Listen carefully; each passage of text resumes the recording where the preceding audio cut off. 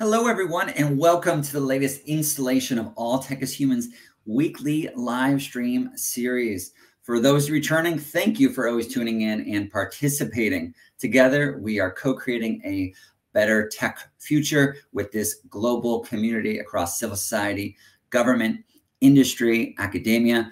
I'm your host for this live stream, and we do vary it up with lots of people on the All Tech is Human team and also some of our affiliates, mentors, and special guests. I'm David Polgar. I'm the founder and president of the nonprofit based here in New York with a global audience. So I'm sitting here in New York. Do tell us where you're tuning in from. But I'm the founder and president of All Tech is Human. If you're unfamiliar with All Tech is Human or really just need a refresher, we're committed to tackling the world's thorniest tech and society issues, and we do that through collective understanding, involvement, and action. What that looks like is a wide variety of activities that cut across community building, education, and careers. Some of the popular programs that you can get involved with outside of this weekly live stream series is our large Slack community of over 10,000 members across 100 countries. We also currently have 7 working groups in key areas like public interest technology, responsible AI, and trust and safety, touching upon a lot of the issues that we're going to be talking about today as I bring on author Mark Weinstein, the author of Restoring Our Sanity Online, a revolutionary social framework. Mark, welcome to the conversation. Thank you, David. It's a great conversation. It's important for all of us. So anybody who's checking in or, you're watching this while it's live or after, this is going to be a great conversation. And all of us are users of tech. Yeah. And the conversation applies to all of us. It definitely does. And that's actually a lot of why I was excited, Mark, to have you on today for our live stream series. To underline the last part you said, it involves all of us. One of the things that we like to say at All Tech is Human is no application without representation, right? So if technology, especially something like social media and what you talk a lot about in your book, making sure that AI, emerging technologies are working for us, not against us, right? They're helping us, leading to human flourishing, not harming us. But it gets into the idea that if you're affected by technology, you should also have some level of input in its design, development, and deployment. But Mark, I'm going to start you off with the large framing of the question, but then I would also love to hear a little bit about your background and to tell the people who are tuning in why they're live, or we have a lot of people who tune in after as this spreads around the interwebs. The question that goes really to the heart of your book, which you can pick up, which I really enjoyed as well, into an area that I really focus on with improving social media. Mark Weinstein is the author of Restoring Our Sanity Online, a revolutionary social framework. That's the problem when everything goes opposite, right, in camera. But Mark, the kind of underlying question that I see in your book is, what will social media look like, right? If we talk about the positive aspects, what will it look like if it actually nourishes our critical thinking, our mental health, privacy, civil discourse, and democracy? It's like this was written for the All Tech is Human community because you hit upon key areas. Democracy, obviously upcoming US elections. Civil discourse, is this leading to a breakdown in how we communicate with one another? Privacy kind of issues. You talk a lot about anonymity versus privacy. There's obviously areas in between. Mental health, huge topic, and critical thinking. But first off, before we get into your background, what was your motivation for writing Restoring Our Sanity Online? David, it's really straightforward. It's my background. If you look at me, I am one of, and there's a bunch of us in the 90s, I am one of the original inventors of social media. Mm-hmm. We called them community portals in the 90s. I founded two, superfamily.com and superfriends.com, which were PC Magazine top 100 sites in their era. Now, you have a very beautiful vision with All Tech is Human and how you want everybody to have input, all these things. It's very altruistic. It's very beautiful. That, coincidentally, is very similar to the original vision of the web. Tim Berners-Lee invented it. Mm-hmm. He's a friend of mine, and he's an advisor, and he also endorses the book. And he says this is a must-read that it fits with his vision exactly on the future. And so what's happened is, if you fast forward, basically we are so far off course. We're so far off the road. We're in really uncharted terrain with surveillance capitalism, with massive monopolistic corporations stealing our data, dominating and manipulating our thoughts, and with enemies of the state. And there's so much going on. Our kids, mental health, civil discourse, democracy, it's all on the line. And we're not going to fix it by, election day, coming in less than 2 weeks now, but we've got to fix it soon thereafter. And in fact, I'll have a new op-ed speaking to that in Newsweek next week, I believe. We'll share it in our next newsletter and also with a recap of today's conversation. Thank you. But listen, so that's where it comes from. So I was in Web 1, and then I've been in Web 2. I am the founder of a site called MeWe, which I left a couple of years ago. MeWe had a privacy bill of rights and had some of the pillars of the solution, including no boosted content, timeline news feeds, things like that. The only people you connect to are the ones you choose to connect to. MeWe still exists. It's moving into a Web3 environment. I am no longer part of the executive team there. I left 2.5 years ago because the problem is bigger than one site. Okay. This is really a systemic problem at this point. Surveillance capitalism is the business of the world these days. Everybody knows everything about us, and this is actually very dangerous. It's also dangerous because we don't have regulations around our kids. And, if you're anywhere from 30, from 10 years old to 30 years old, you're part of the social media tech generation. Because if you're 30 today, that means you were 10 when Facebook got its sea legs. Certainly, you were 10, 11, 12 when MySpace was hot and happening. And you're right there. You're right in the middle of it. And if you're a parent of anybody, even if you're an older parent and you've got 25, 30-year-old kids, you've seen the impact. A lot of us are, forgive the word, but disabled by the addiction, by the content, by the experience of social media. And that's not to say all of us, because my vision when I started it, and I love social media, everybody, I love it. But I love it because it's all about connectedness.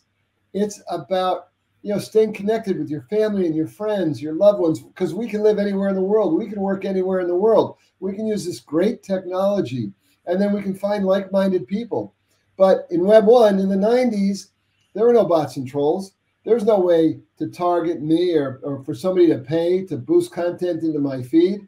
And today, the data ecosystem, AI, and the thousands of psychologists and data analysts that are employed to mastermind these algorithms, they actually can anticipate what we're going to think before we think. And the AI is so savvy, it can manipulate our newsfeed in a nanosecond to keep us addicted.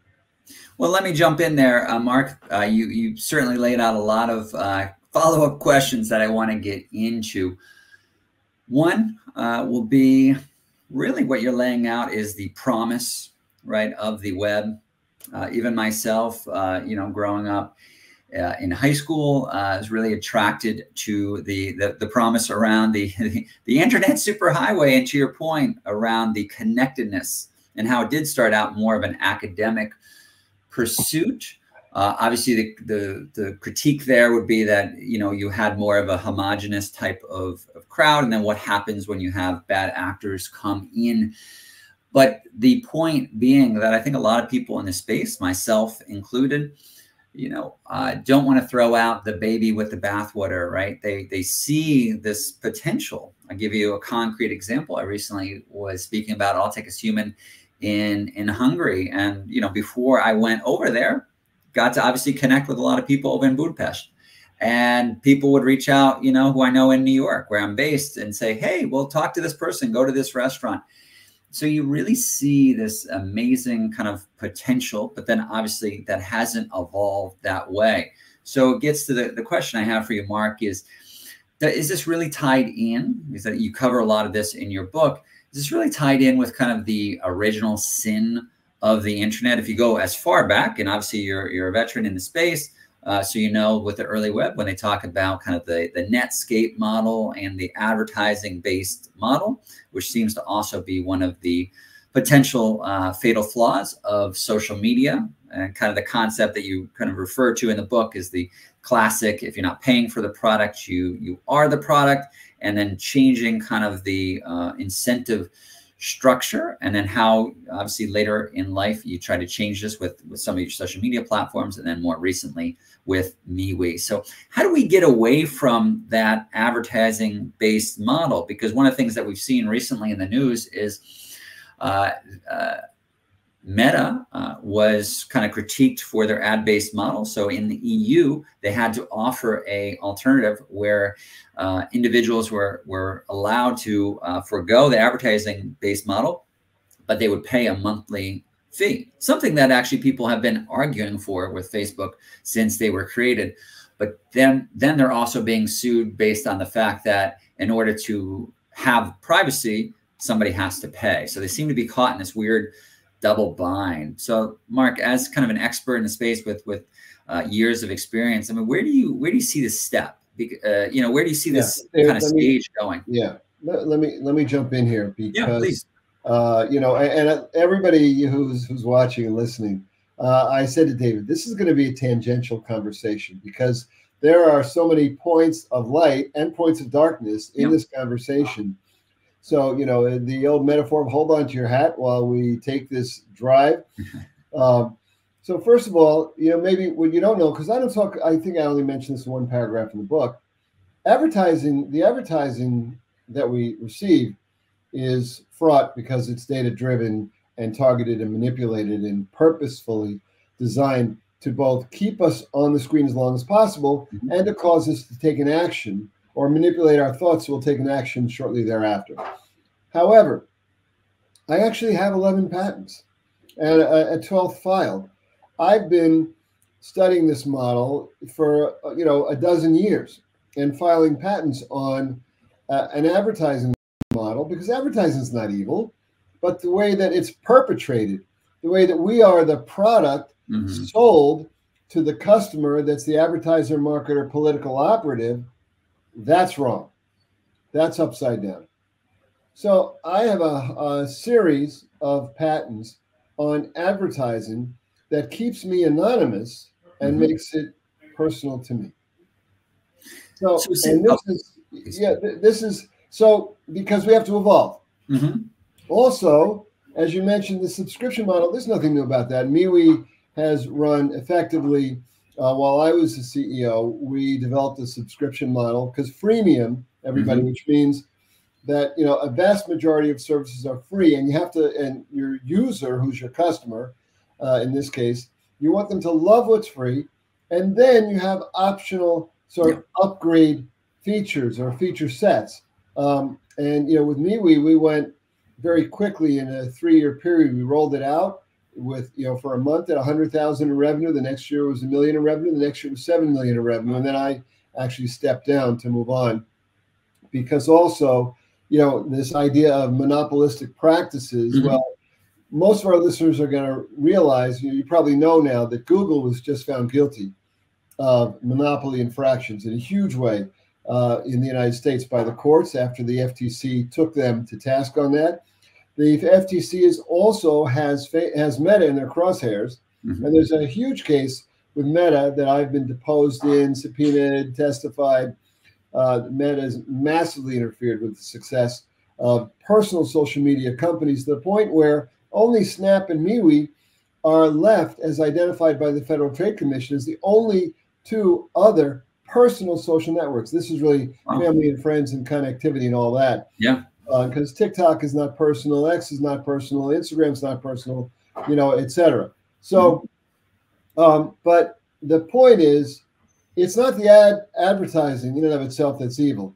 It's the way that it has evolved and been perpetrated, because it's like the slippery slope. The easy way is to steal your data or grab it all, and also to track you when you're not even logged into a Meta or and then, aggregate all that, purposefully engineer systems that can really anticipate what you need, what you want, what you're worried about, and then bam, make you clickable.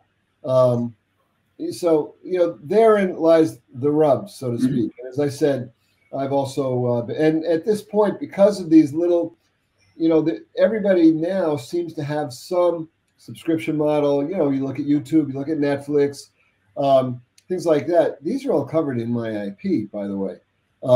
So we haven't started, asking people to sort of pony up for infracting, because in 2012, the only patents being filed around advertising were how to steal as much data as possible. Wow.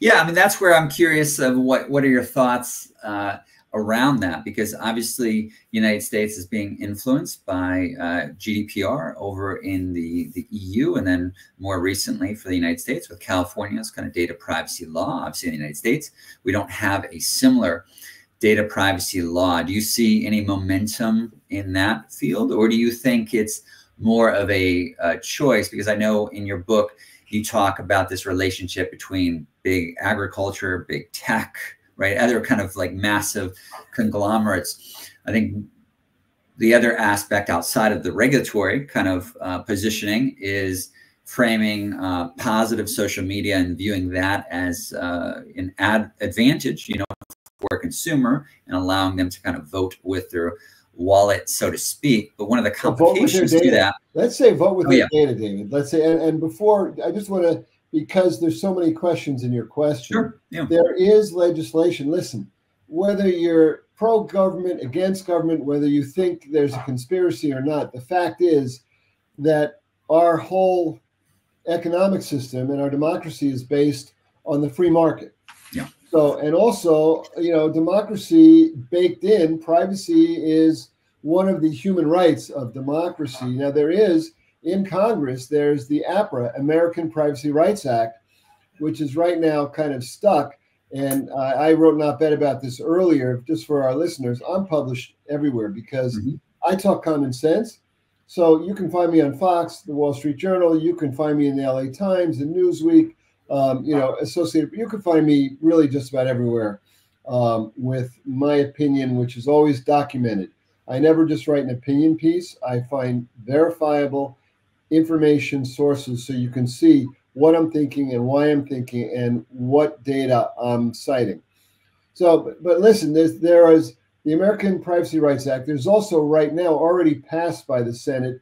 There is the Kids Online Safety Act, and there's COPPA 2. And, Jonathan Haidt, author of The Anxious Generation, has been very active lobbying Congress, lobbying the House to get those passed before the session is over. Maybe it'll be in a lame duck session, fingers crossed. But we need the government and we need the antitrust action, because the fundamental problem, here's what's interesting. It's not the ad model. The ad model is a mess and the data system is a mess, but the free market is not working. And the free market doesn't work because of the network effect also. Yeah. And that's what happened. Google totally boxed in. This is why they were found guilty. The evidence was so overwhelming that Google has shut down, locked down the search market. Sure, DuckDuckGo, an anonymizing privacy-based alternative, has 100 million users, but Google's got billions of users. Yeah. And so, you look at the same thing with Meta, and this is where if half the world uses Meta and you can't pull your data down and put it somewhere else with you really can't. Facebook's data packet that downloads, no one's built an uploader that could possibly upload it. So one of the solutions, everybody, is data portability, data interoperability. So we've got to champion and root for the Federal Trade Commission, for the courts, to find Meta guilty of antitrust infringement, because that flies in the face of a high functioning capitalist economic system. The free market is what drives everything, because then we can get startups going again. And then you can just download your content. Tim Berners-Lee has invented the greatest new system called pods. So we'll get our data off the centralized servers. We'll all have our own data pods that are housed in different, very secure places. Still, not in your house, so to speak, but we'll have a data pod. We can upload download our data with standardized systems for uploading and downloading. And if we don't like how, X or Facebook or Instagram or anybody, the free market will be able to more easily provide, because startups can come, because they can just say, hey, put your data over here. Here's our philosophy, and here's what we will do and won't do. Here's how we're going to treat you as our customer. Let me ask you a question, though, with that is, in recent years, when Elon Musk bought Twitter, obviously he's turned it into X, there was that rare point in time where it seemed like a window was opening and people were talking about alternative social media outside of the biggies with Snap and TikTok, Meta and Twitter at the time. And people were talking about Mastodon, people were talking about MeWe, and then other platforms. So you're talking about the data portability and these advantages, especially in your book. You talk about your own relationship going from Web 1 to Web 2 to now with Web 3.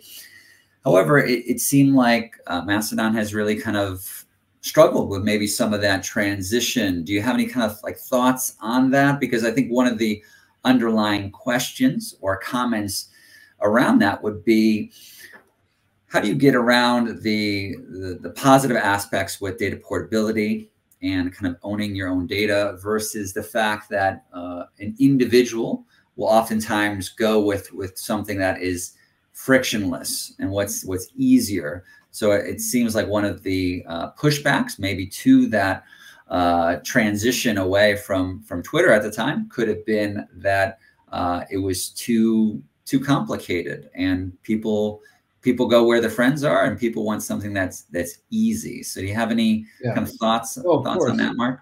Of course. So listen, first of all, what you're talking about really, and we mentioned it a little bit earlier, is the network effect. Yeah. Everybody, the network effect is what David just said. So your friends are somewhere and you're not happy there. You want to go somewhere else, but your friends aren't coming with you because it's not that simple.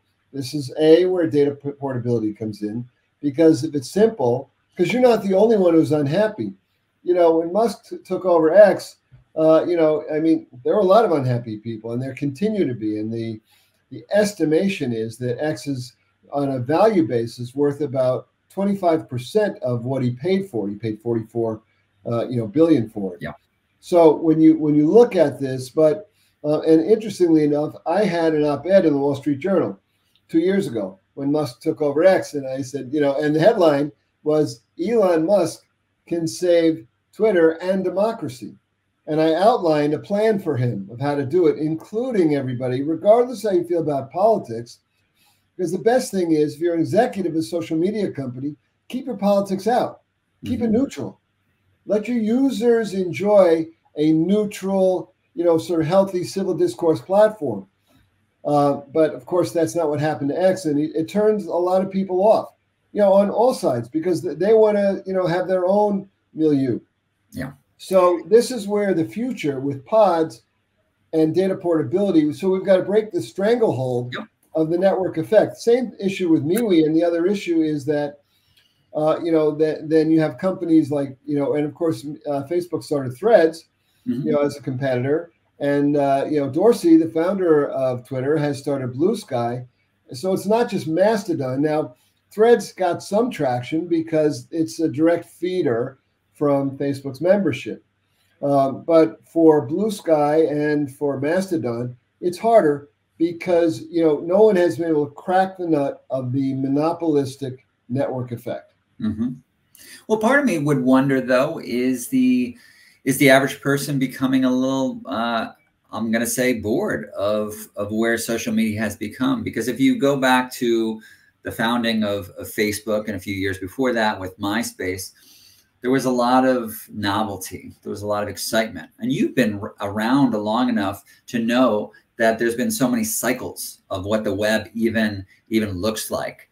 So I think that's the key part. And it looks like we're going to be having a audience question. Again, please fill any of the comments. So Mark, I'll read you off this audience question that we just got in from LinkedIn.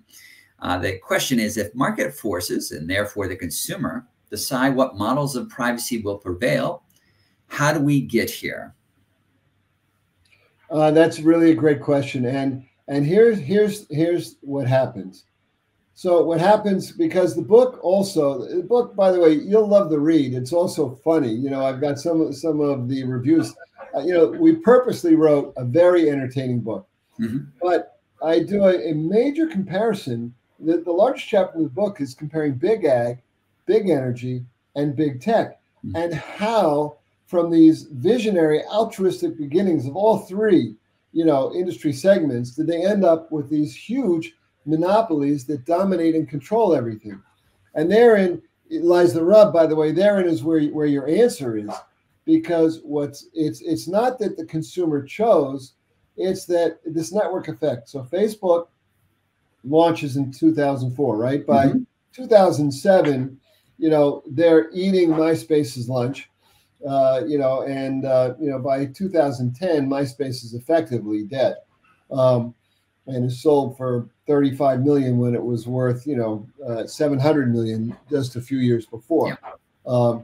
But this is what happens. So everybody joins Facebook because they've solved the problem that MySpace didn't solve, because MySpace is all about me. Facebook is the me and the we. Hence, you know, eventually when I launched me, we.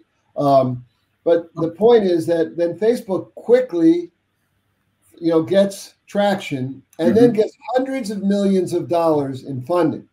And then they muscle everybody out and they take control. And it wasn't us.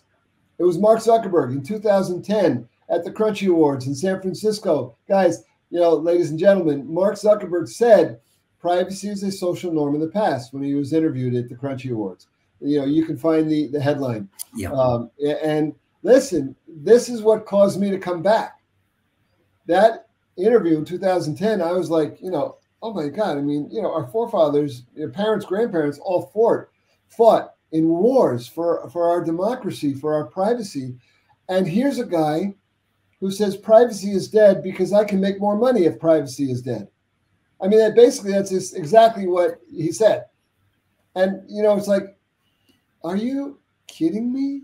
Did I just hear that? My jaw dropped. I couldn't. What caused you to get back in and then get in with MeWe? But a quick question, though, I will say with that, Mark, is that, as you know, there's different philosophies that are kind of the undergird of how the web is even evolving. So if you go back to, I believe it's 1997 with the Cyberspace Manifesto, where it really laid out more of like a techno-libertarian kind of ethos of kind of like, keep your hands off the people of the internet, the web, right? We're kind of our own society over here. However, how social media has evolved is now very interrelated, potentially with the future of democracy, especially when we're talking about election meddling, the spread of mis and dis and malinformation. So there's the other flip side of the argument where there seems to be collaboration, sometimes between social media companies and governments to ensure that we have a thriving democracy. So where do you kind of stand on this? Because it seems like there's competing value structures that are really at play here with what should social media be. So I'm kind of following up with your point about Mark Zuckerberg in 2010. If he's laying out this value saying, hey, privacy is kind of a thing of the past, it seems like there's disputes underneath the surface between founders and other folks involved in industry about what social media should even be. So what is, now that we're nearing our end, what is a positive, you know, pro-social social media? What does that look like for you? And how do you think we can get there outside of reading your book, Restoring Our Sanity Online? Well, remember, the book is a framework for how we get there. Yeah. Including appendices with advice to legislatures, with a full plan for how we eliminate or eradicate bots and trolls, how we manage AI. And it's all in this framework of, you know, of fascinating and entertaining anecdotes. And by the way, the text of the book is only 155 pages. It's 21 chapters in there. It's designed to be punchy, where you're going to read about the battle between, you know, these Goliaths, privacy and anonymity, and who's going to win. You're going to read about, you know, Web3, our new, you know, meet your new boss, same as your old boss. So I want to make sure everybody knows that I am not advocating for Web3 here today.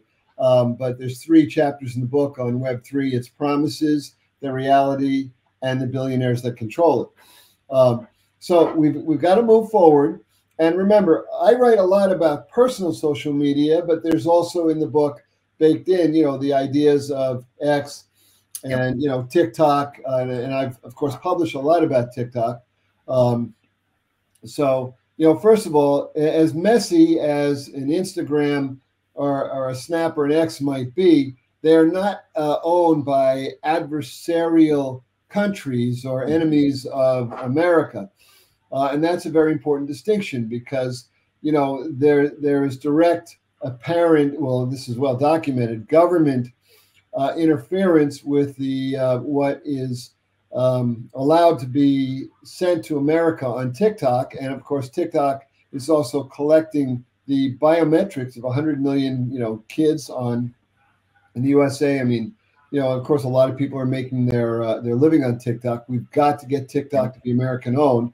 The future involves the free market working again for all these areas, so that if you want to be on a Facebook or Truth Social or wherever you want to be, or on X, with the political orientations and leanings of these sites, and also with the way that they collect and manipulate your brain and data, that's going to be your choice as long as the free market's working, so you can make new choices. Mastodon, MeWe, other sites will work much better once data portability is there are universal standards that are easy to engineer for, so you can take your data off Facebook, just put it back in your pod, that you control who has any information. By the way, privacy is not dead, everybody. We can draw the line right now. And sure, for us a little bit older, like David and I, well, the world knows who we are. We're not going to hide that. But from this point forward, we can control our data, our information, our privacy, our thoughts, our emotions, our health issues, our financial stuff, our parties, all that stuff that doesn't need to be bundled into an AI system. We haven't talked about AI, but AI is fascinating both as a good guy and a bad guy. And be careful of your AI friend that is now popping up on Snap and Meta. This is not a friend, everybody. This is a data machine that will pretend, that is so sophisticated because of the AI, the intelligence, that you can make it think it's your best. It can make you think it's your best friend, and all it's doing is sucking all that data about your inner thoughts and ideas and feelings and desires right into the data ecosystem, so that system can turn around and manipulate your brain and target you. Which is a very timely issue with character AI currently in the news with some of their issues. Right, for sure. So listen, the future is, and I've written a lot about this, but the book lays out the framework, but it's also the future is data portability, free market working. The government's going to help. We need the government's help. We need the Kids Online Safety Act. We need the American Privacy Rights Act. The first time in history we have this amazing, and it's there. It's in committee, in Congress. It's real. And then we need, like this holistic, like how about no boosted content, no targeting or manipulation? How about, your data is private and then you use a very clear system of choosing whether to participate in the revenue by allowing yourself to, to receive ads that are very targeted to you based on an anonymized system, or that, you're paying. Sure, you could pay subscription fees. There's lots of ways to make money. Creators, we really got to serve creators, but the way the book envisions it, all users are, really, they're not only the customers, but they generate revenue for the parent company. And so we've got a better user participation, better user advisory boards. We can implement something called B Corps or conscious capitalism, which are highly successful companies, very pure capitalism, delighting your customer, doing well by doing good. I mean, Whole Foods, Southwest Airlines, Patagonia, the Container Store, Salesforce, all these companies are either conscious capitalism or B Corps. There's so many more. There's a lot we can do to get this right now. Mark, that's a beautiful way for us to wrap up our conversation. Obviously, check out the book, Restoring Our Sanity Online. Mark, thank you so much for coming in, for having this conversation. with me and the Alticus Human community. As you kind of laid out, this is a holistic kind of need to understand. There's so many moving parts, but I think if I can speak for you on here, we shouldn't feel defeated. I think a lot of times we can feel like this is such a monumental challenge, but a lot of what we're trying to do is to tackle these thorny tech and society issues and do that through, as mentioned, the collective understanding, involvement, and action. So Mark, you're kind of the epitome of so much of that. So again, thank you so much for this conversation, and thank you everybody for tuning in with your involvement, and stay involved with me and Alticus Human at alticushuman.org. So thank you, Mark. Enjoy the rest of your week. Thank you, David. Thanks, everybody. Thank you. Do this.